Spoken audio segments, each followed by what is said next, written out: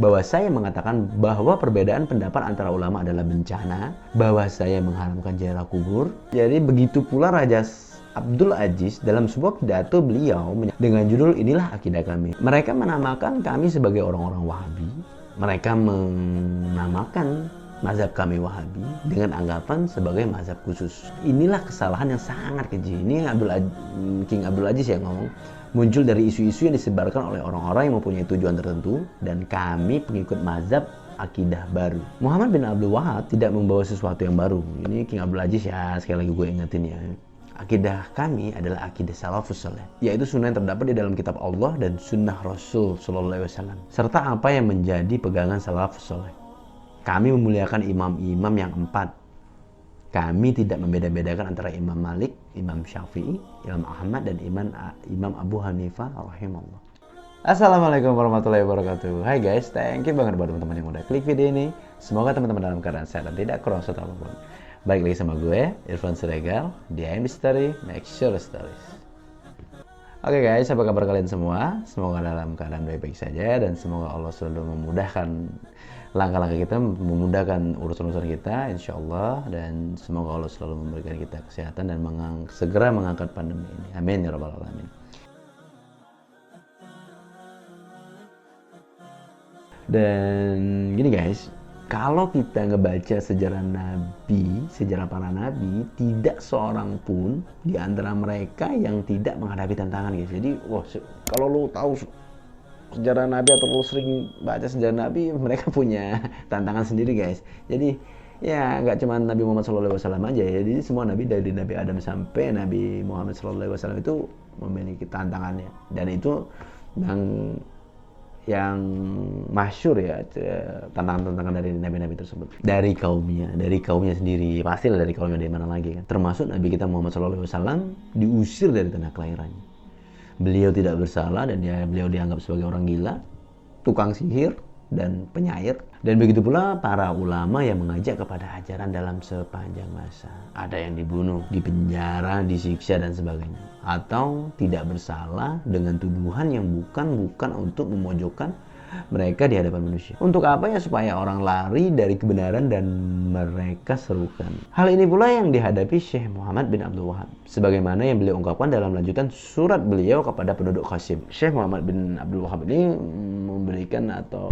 memberikan surat kepada penduduk Qasim pada waktu itu ya guys. Jadi bunyi suratnya seperti ini. Kemudian tidak tersembunyi lagi atas kalian, saya mendengar bahwa surat Sulaiman bin Suhaim telah sampai kepada kalian. Lalu sebagian di antara kalian ada yang membantah tuduhan-tuduhan bohong yang ia tulis, yang mana saya sendiri tidak pernah mengucapkannya, bahkan tidak pernah terlintas dalam ingatanku.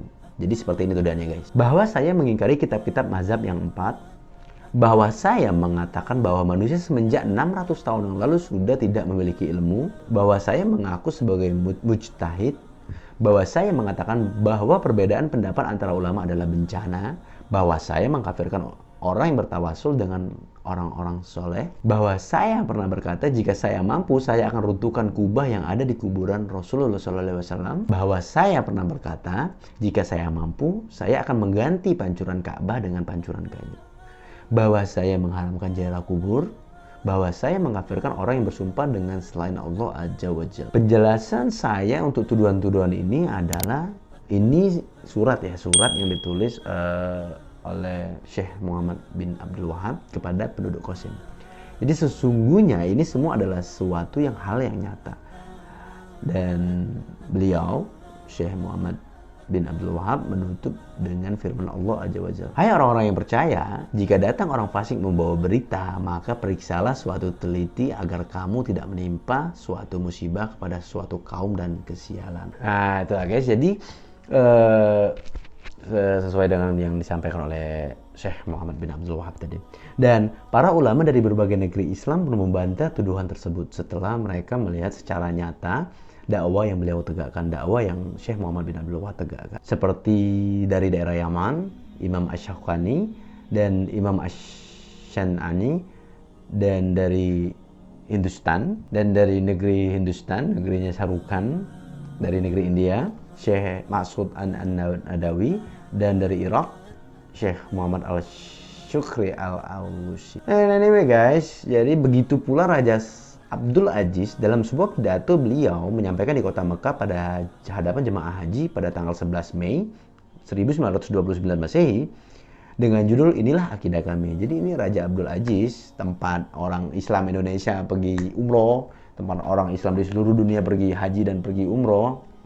Ya, lu tuh harus sadar men, agama Islam tuh dari Saudi men. Ini Raja Abdul Aziz nih yang ngomong nih. Pada tahun 1952 Masehi, 11 Mei, dengan judul Inilah Akidah Kami. Mereka menamakan kami sebagai orang-orang Wahabi. Mereka menamakan mazhab kami Wahabi dengan anggapan sebagai mazhab khusus. Inilah kesalahan yang sangat keji. Ini King Abdul Aziz yang ngomong.